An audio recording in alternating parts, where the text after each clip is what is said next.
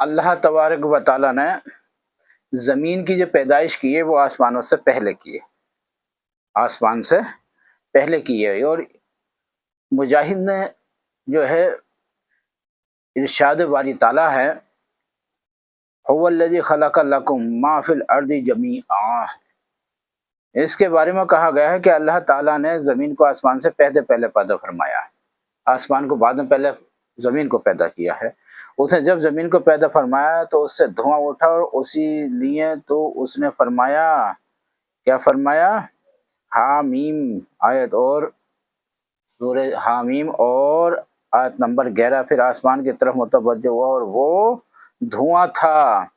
فسبحن سبع سماوات، یعنی کہ ان کو ٹھیک 7 آسمان بنا دیا اللہ تعالیٰ نے۔ کیا بنا دیا؟ 7 آسمان بنا دیا۔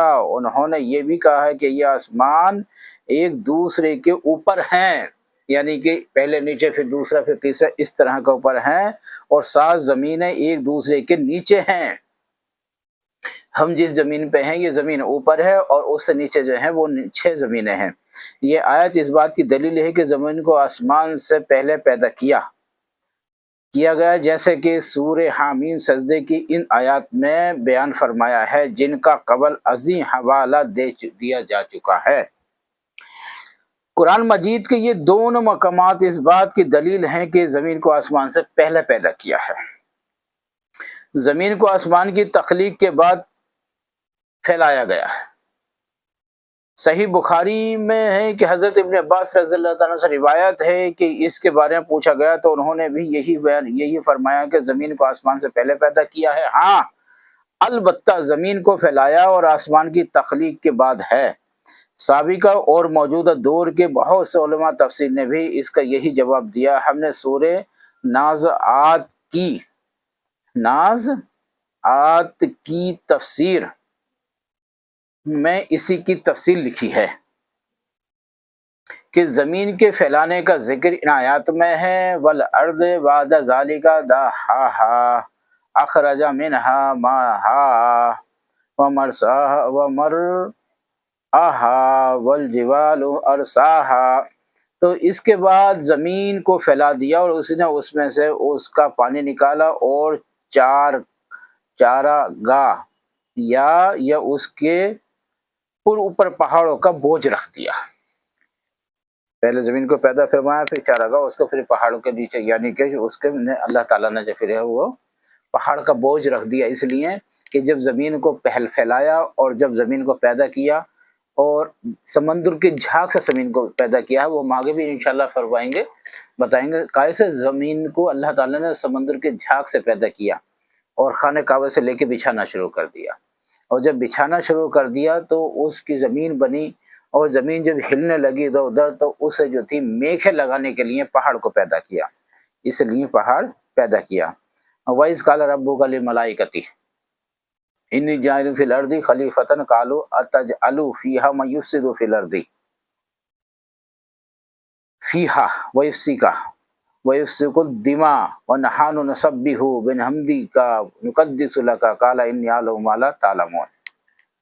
اللہ تعالیٰ قرآن شریف کے اندر اور ارشاد فرماتا، اور یاد کرو جب آپ کے رب نے فرشتوں سے کہا کہ بے شک زمین میں ایک خلیفہ بنانے والا ہوں۔ یہ اللہ تعالیٰ نے فرشتوں سے کہا تھا کہ یاد کرو اب کہ میں زمین کے اندر یہ خلیفہ ہی بنانے والا ہوں۔ انہوں نے کہا کیا تو زمین میں اس کو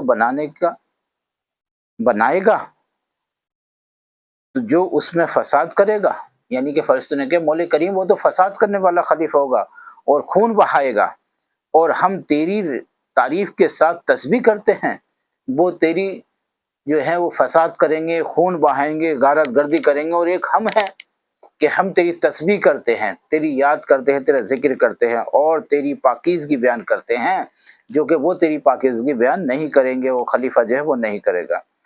تو اللہ نے کہا کہ بے شک میں وہ جانتا ہوں جو تم نہیں جانتے، فرشتوں سے کہا بے شک میں وہ چیز جانتا ہوں جو آپ نہیں جانتے۔ زمین کے پھیلانے کی تفسیر یہ بیان کی گئی ہے کہ اس میں جس قدر بھی صلاحیتیں اور دوریتیں تھیں ان کو عمل شکل دینے کی دی گئی، یعنی جب عرضی کے بعض سماوی مخلوقات کی صورت مکمل ہو گئی تو اس کے بعد زمین کو پھیلا دیا، ہاں، اور اس میں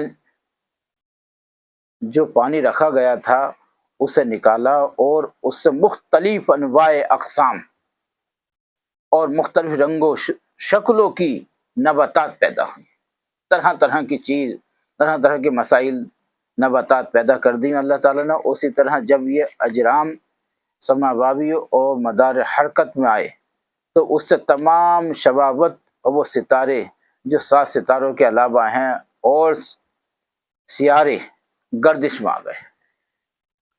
بات سمجھ میں آ رہی ہے نا؟ جب وہ چیز حرکت میں آئیں، ان میں اللہ تعالیٰ نے جان ڈالی، طرح طرح کے مسائل پیدا کیے، تو وہ سب گردش میں آ گئے۔ واللہ سبحانہ و تعالی عالم۔ تو اللہ تعالیٰ نے فرشتوں کے سامنے آدم اور ان کی اولاد کی خلافت کا ذکر کیا، اور ان کا جواب اللہ تعالیٰ نے بنی آدم پر اپنے احسان کا ذکر بھی کرتے ہوئے فرماتا اللہ تعالیٰ کہ انہیں پیدا کرنے سے بھی پہلے ان کا ملا اعلیٰ میں زمین یعنی میں ذکر فرمایا۔ وَإِذْ قَالَ رَبُّكَ لِلْمَلَائِكَةِ، یعنی اے نبی اس وقت کو یاد کریں اور اپنی قوم کو یہ قصہ سنائیں جب آپ کے پروردگار نے فرشتے فرمایا، کیا فرمایا تھا؟ انی جاعل فی الارض خلیفہ۔ اللہ تعالیٰ فرماتا بے شک میں زمین میں نائب بنانے والا ہوں، اور ایک خلیفہ یعنی کہ خلیفہ اور نائب بھیجنے والا ہوں، یعنی کہ ایسی قوم جو کرنا بعد قرآن اور نسلاً بعد نسل ایک دوسرے کے بعد آئے گی، جیسے کہ اللہ تعالیٰ نے فرمایا وَهُوَ الَّذِي جَعَلَ لَكُمْ خَلِيفَ الْأَرْضِ، یعنی سورہ انعام میں آیت نمبر 165 ہے، اور وہی تو ہے جس نے تمہیں زمین میں ایک دوسرے کا جانشین بنایا۔ وَيَجْعَلْ لَكُمْ خُلَفَاءَ الْأَرْضِ، سورہ نمل کی آیت نمبر 62 ہے، اور کون تم کو زمین میں اگلوں کا جانشین بناتا ہے۔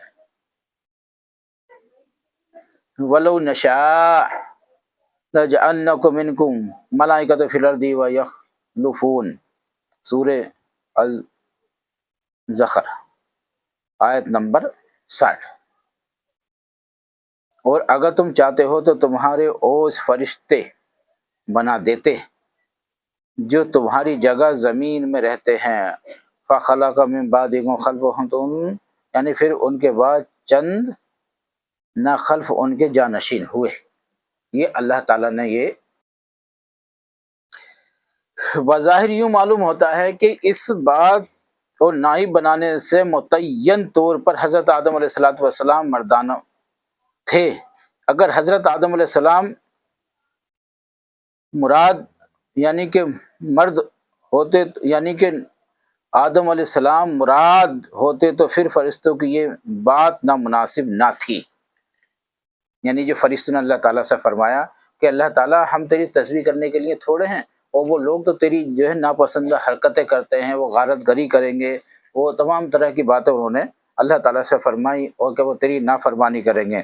أَتَجْعَلُ فِيهَا مَن يُفْسِدُ فِيهَا وَيَسْفِكُ الدِّمَاءَ، کیا تو ان زمین میں ہمیں ایسے شخص کو پیدا کرنا چاہتا ہے جو خرابیاں کرے اور کچھ تو خون کرتا پھرے؟